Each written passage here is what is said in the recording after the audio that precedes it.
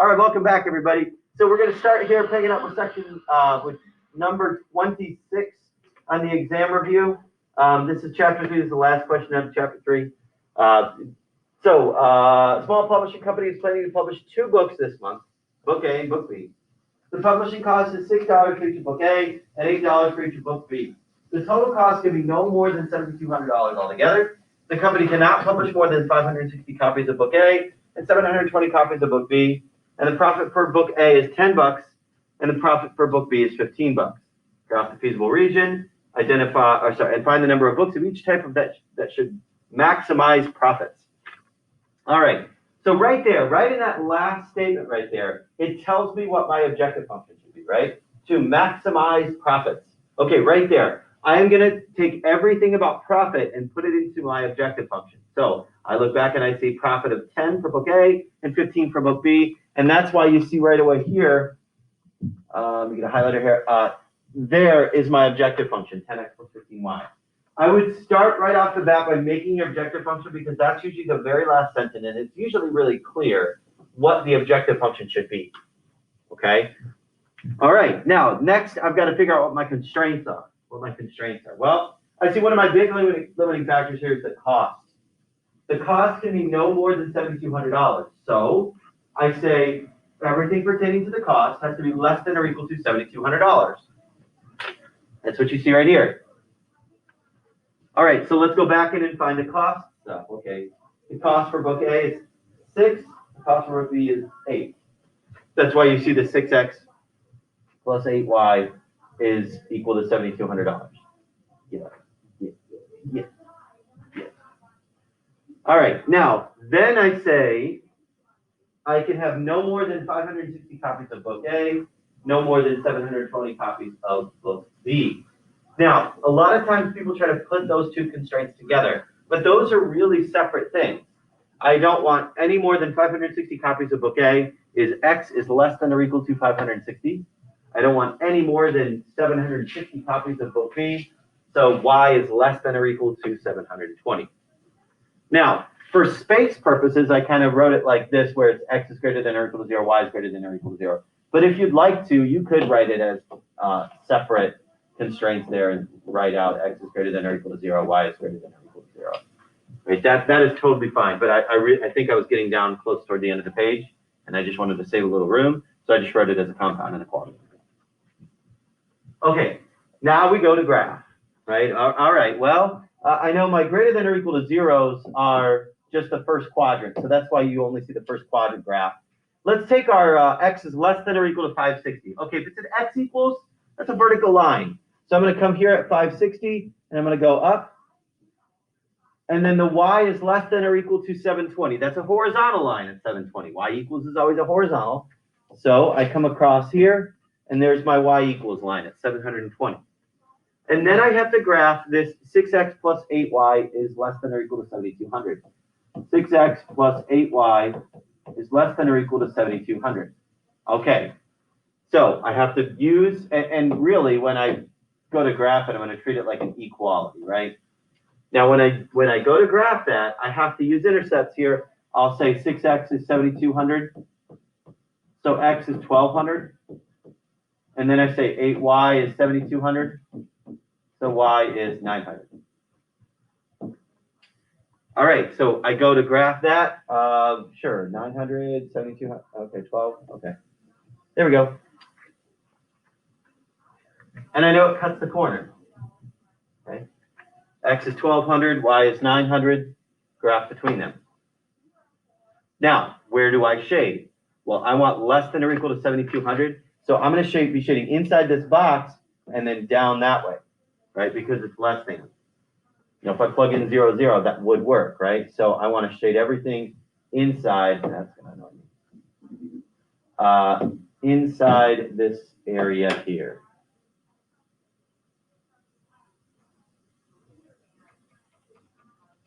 So that, again, means, in context here, any of these coordinates that are within this blue region that I just shaded would be solutions to this system, would fit all my parameters, right? But I'm not just looking for things that would fit my parameters. I'm looking for things that would fit my parameters that would also maximize profit. those would only come at the intersection points of this region. So either here, here, here, or here. Obviously 0, 0 is not going to work. So now we have to figure out all of those coordinates. Well, this one's easy. It's the y-intercept of my horizontal, which is 0, 720. This is the x-intercept of my vertical, which is 560, 0. These are the two a little bit more difficult ones. This one here, this intersection here, is the intersection between the two lines y is equal to 720 and 6x plus 8y is equal to 7,200. I have to solve that system, but it's a really easy system to solve because you just plug in 720 in for y, and you see the work here. 6x plus 8 times 720 is equal to 7,200. You get x is equal to 240. So that's the location, 240, 720. You do the exact same thing for my other intersection point here. However, now it's x equals 560 and 6x plus 8y is equal to 7,200. Why am I using those two things? Because again, this is the vertical line. This point right here is the intersection between the vertical line and the diagonal line. The diagonal line is the 6x plus 8y. The vertical line is the 560. So then I just basically plug in, since I already know x, I plug in to find y. Y is 480. So I have these four coordinates: 0, 720, 560, 0, 240, 720, 560, 480. I run them all through my objective function, and I find that the biggest value that I get is 13,200, which means I can have a maximum profit of 13,200 with 240 copies of book A and 720 copies of book B. Well, that's fun. That's a great one. Can I move over to the next page? Shall we? I'm doing it. I have to pay close attention here because I know this is like our practice exam key from like a really long time ago, and I always every year have to say oh wait, did we change that one? Okay, good. This does have the 32A. We didn't feel like renumbering. We just we added in that one at one point a couple years ago. We got lazy. We didn't want to renumber. So that's why you see a 32A or 32B.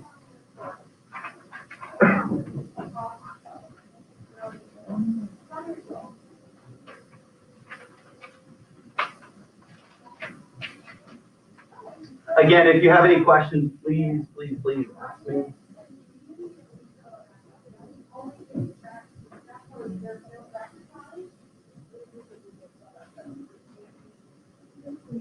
Yes. It says QB minus 3C. Yep. So then would you distribute in a negative 3? Or would you distribute in a 3 and then subtract? Either one is fine. You distribute in a negative 3 and then you have to add the thing together. Or you distribute in a 3 and you subtract the two things from each other. Yeah. Like, what did you get? Well, for the last number on the bottom right hand corner, I got a negative 18 instead of negative 2. Okay, that's because on the right side, you should have had, like, if you just, what did you distribute in? A negative 3? Just a 3. So you got a negative 6 on the right? Negative 18, or negative 12 minus a negative. Yeah, that's a little tricky there. Let me scroll it down a little bit.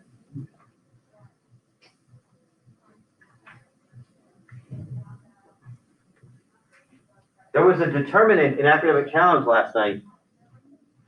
There was a determinant. I already threw away the questions, but I want to look at it because I actually didn't figure it out in my head. Those are all full. There's some calculus questions. What? It said, what is the determinant of a 2x2 square matrix with top row 12, 4, bottom row 8, 10? Find the determinant. That was the question. You just had to do that. 88. Look at that. I'll give you 20 seconds. Come on. All right, let me keep scrolling it down. Now, that being said, was there any determinants on the exam review? Were there any Kramer's rule on the exam review? And that's fine too, yeah. Remember that this is full calculator for the exam. I wonder if this is going to be on the multiple choice. Yeah. Okay, number 33 says, write the function in, oh yeah. Write the function in vertex form by completing the square. Please, please, please. This was one of the more commonly missed questions on the last test. So please, please, please pay attention. We've got f of x is equal to 4x squared minus 24x plus 41. This is the one you wanted, right? Yeah. Okay, good. Okay. Remember that if I want to rewrite it in vertex form, the left side is stuck. You can't move anything across an equal sign if I want to rewrite it in vertex form. So that means my next step looks like this. F of x is equal to, and then I've got a 4. Oh, you know what?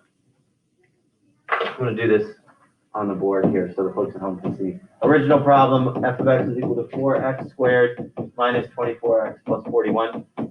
So again, the left side is stuck. We rewrite f of x.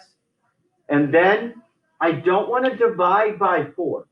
That was a very common mistake. People try to divide through by 4.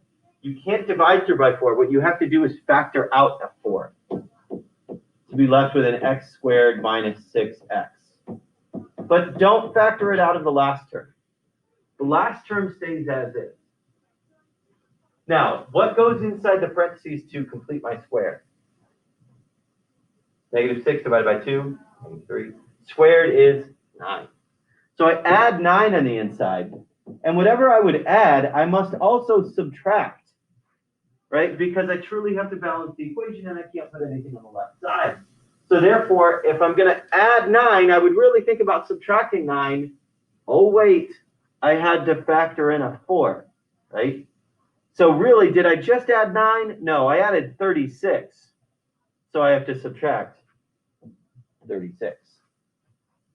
All right, so that means my final answer is f of x is equal to 4x minus 3 squared plus 5 with a vertex at 3, 5. Make sense? Okay, we go back here. And there's 34 and 35 as well.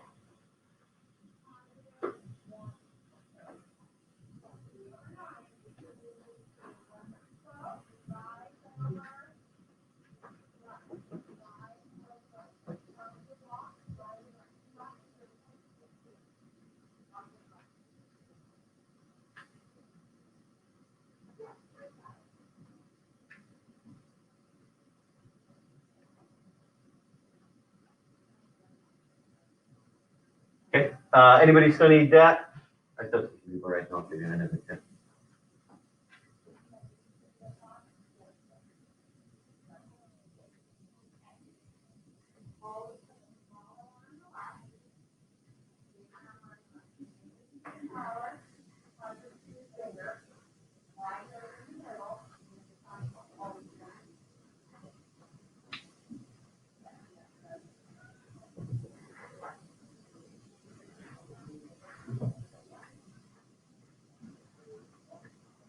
And I think you can probably tell which types of questions are going to be asked more on the extended response portion. Like, I'm guessing something within these couple of questions.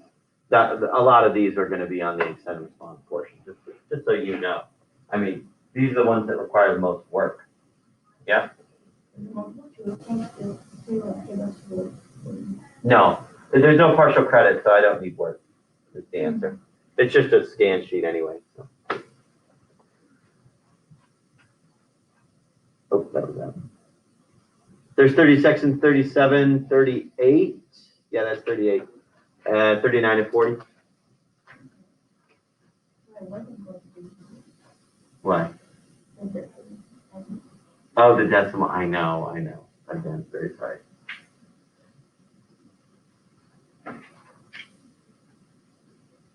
Look, 37, that's that, solving using algebra. That's the yes, no, yes thing. Did that?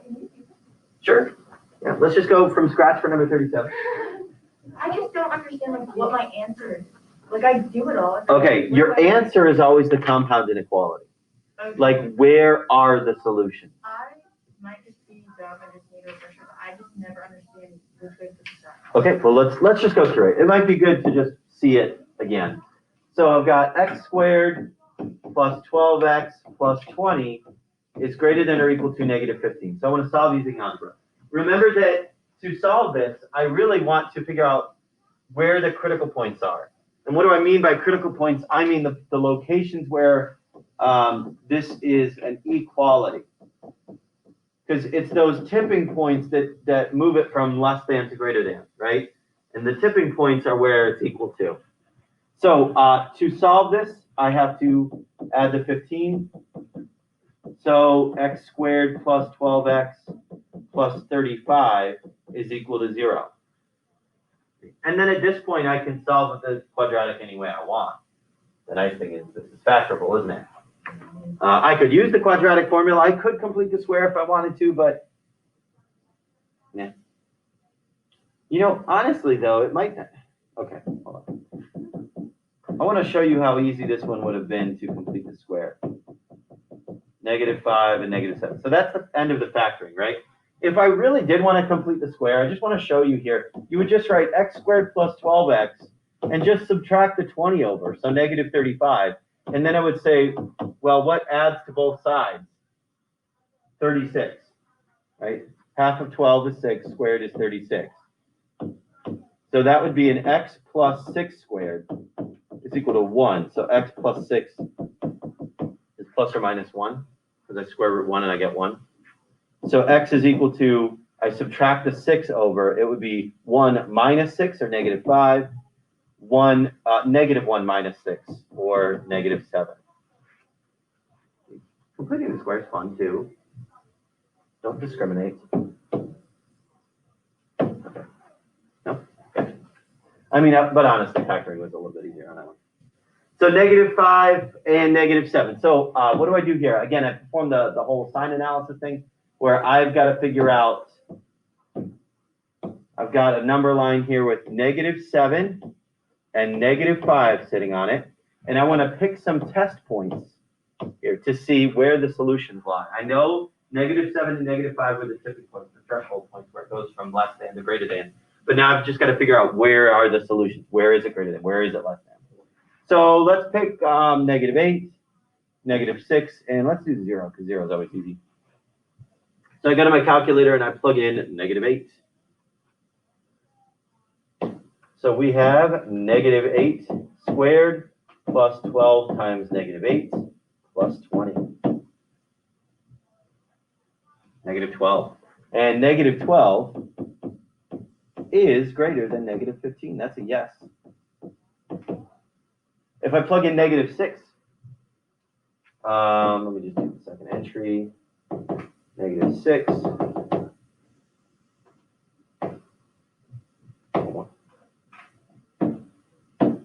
-16.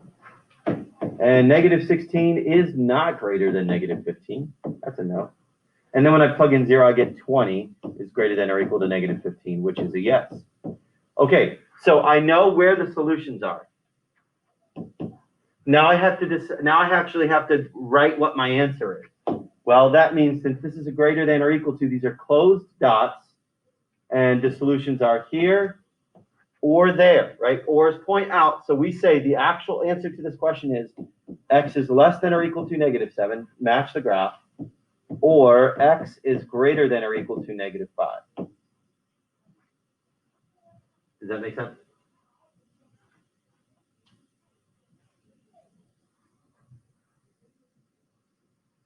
Okay, let me jump back to the key here. Here is, now I think, oh, I must have screwed this problem up at some point.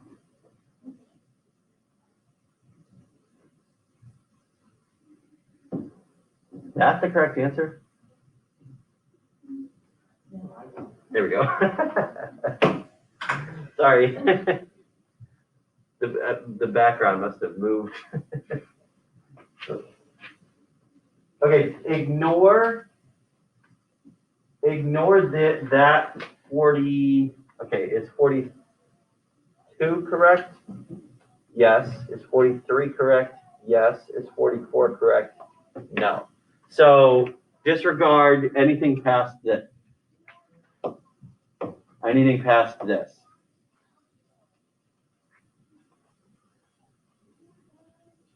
Some years we get to chapter 6. We did not get to chapter 6.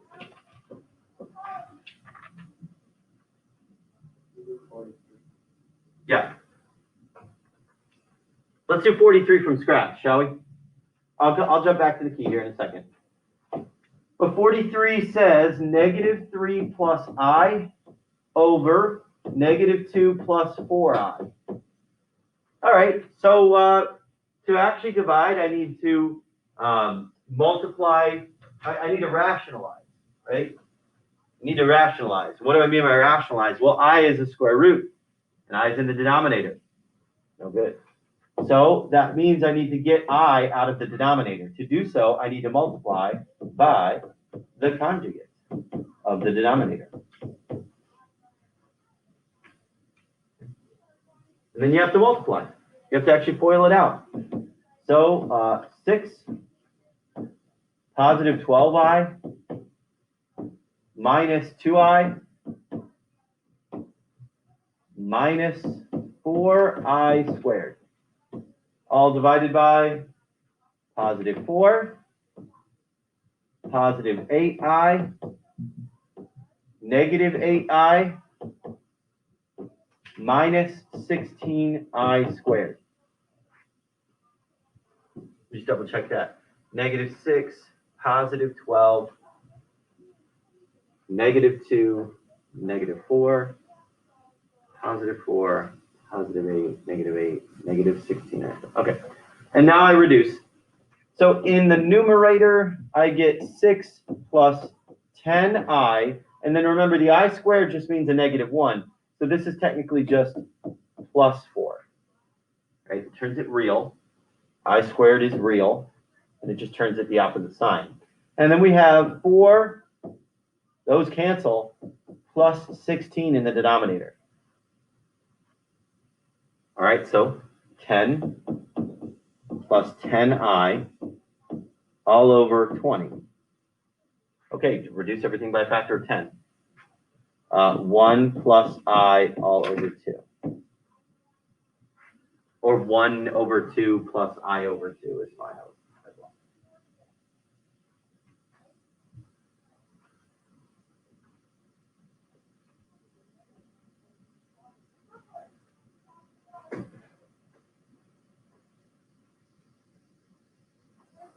Okay, let me go back to the key. I know some people were still checking these ones down here.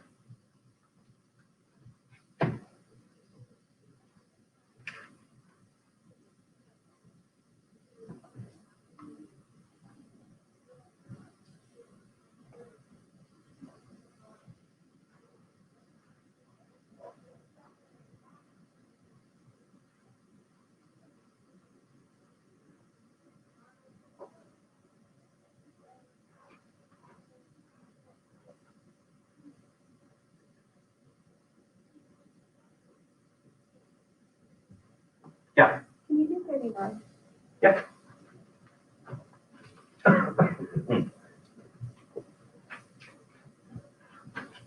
39. Subtract. Okay, so for when I want to subtract, it's really just like combining like terms. Negative 7 plus 8i. Just make sure that you distribute the negative. So we have 3 plus 6i plus 7 minus 8i.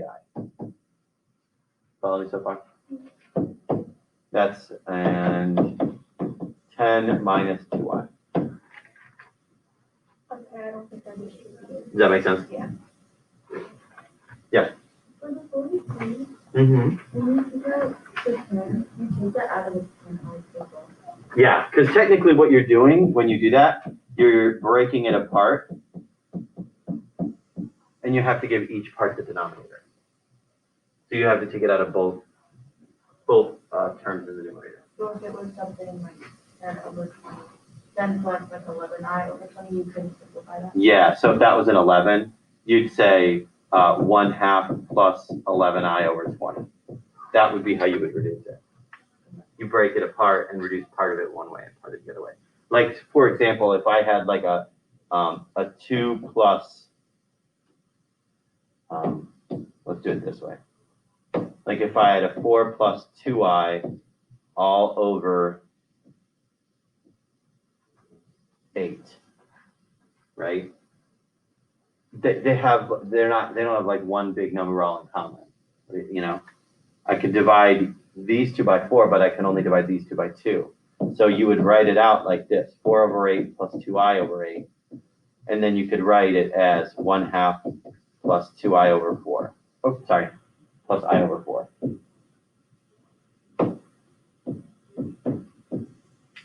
So if we ended up just simplifying like the 4 and the decimal. Yeah, technically, yeah. Yeah. Let's look at number, I think this is 44 for you guys. Yeah. Here's the work. I'm going to talk through the work because I feel like this is kind of a more difficult problem. And it's a recent one too. Right? It says write the quadratic function that fits the set of points, show all work. Oh, sorry. Remember that what we do is we take each coordinate, like this is the coordinate -2 comma 6. This is the coordinate 0 comma -6. And this is the coordinate 3 comma -9.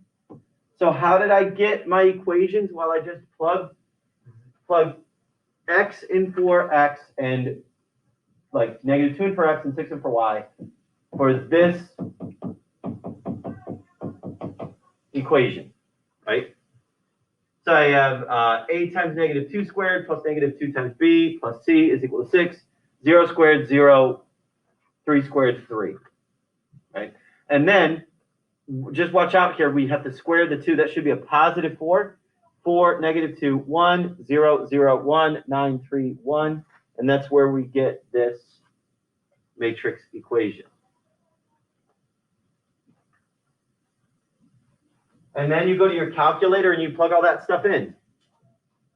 So I go to my calculator here. I go matrix, edit. It is a 3 by 3 still. 4, -2, 1, 0, 0, 1, 9, 3, 1. And then I go matrix. Come on now. Matrix B. It is still a 3 by 1.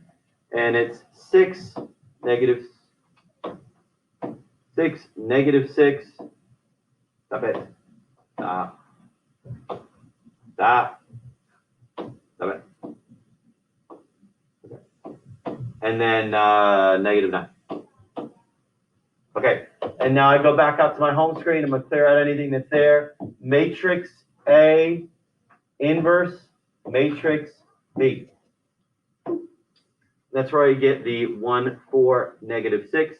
And that means that A is 1, B is -4, and C is -6. So 1x squared minus 4x minus 6.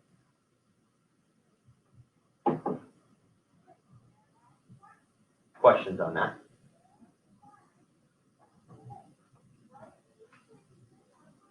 Okay, last problem. I don't even know if I have a key to the last problem. I don't think I do. All right, there's no relationship between forearm length and body height. Table shows arm lengths and heights from randomly selected people. Write the equation for the line of best fit. Find the correlation coefficient. Find the body height and forearm with forearm is 33 centimeters. Find the forearm with body height is 187 centimeters. All right. So what I have to do here is first get my information into my lists. I go stat edit. I'm going to clear out all my, remember that was the problem about the pool, right? Clear out all my information there. And I'm going to go ahead and plug in. I've got 26 29, 26, 28. Looks like 8 pieces of information, 162, 182, 180.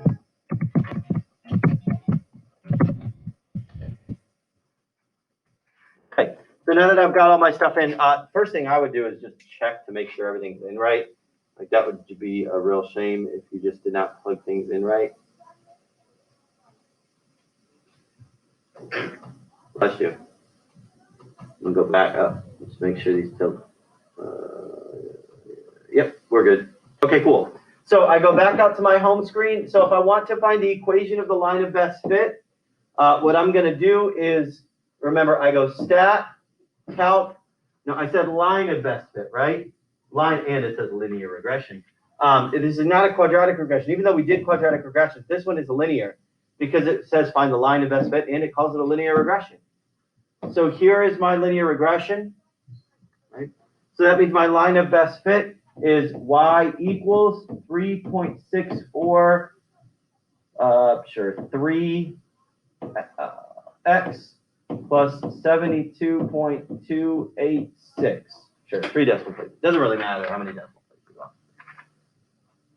And then the R value, remember looking at R value for the linear ones, 0.913. And that tells you that this is a pretty strong fit. Now, when you go into your calculator, try to interpret based off of that. This is part C now.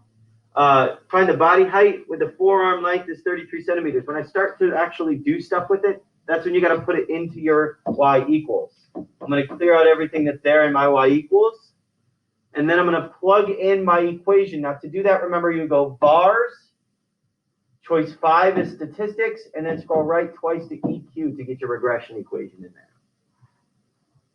I'm going to turn on my plot as well to see the data on the screen. And then to see it correctly, I hit zoom stat. Zoom 9 in my calculator. And there we see our data and the line going through it. Now, find the body height when the forearm is 33. Well, that means my x is 33. So that I need to calculate the value when x is 33. Calculate the y value when x is 33 right here. So 192.5 centimeters in height. Okay?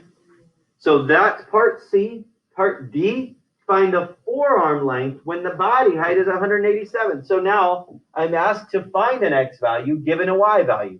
Remember, to do so, we go into our y equals, and that's where we plug in our 187 into y2.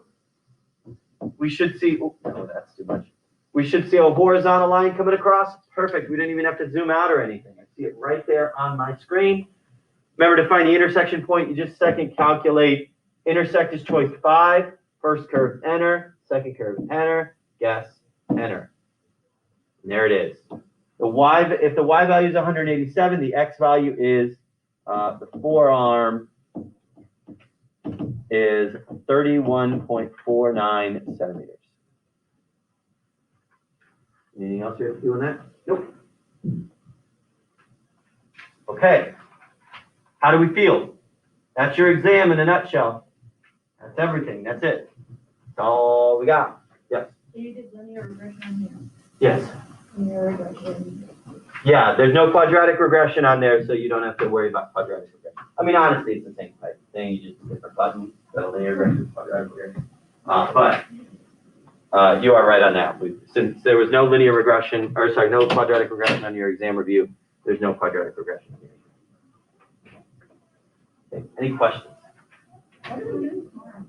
Okay, so for tomorrow, I really don't want it to be too big of a deal. If you have more questions that you want to go over, like maybe you didn't want to ask in front of the class, or you just want to come up and ask me, get some help, I can come over and help you out.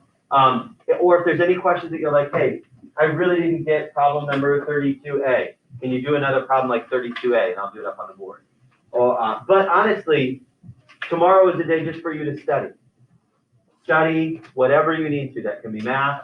That doesn't have to be math. It can be whatever you want. Okay? No just sitting there playing on your phone. No sitting there playing Among Us. You gotta actually do work. Deal? So bring something to work on tomorrow. Obviously, if you don't have anything to work on, you can always study now. Cool. All right. So long, everybody at home.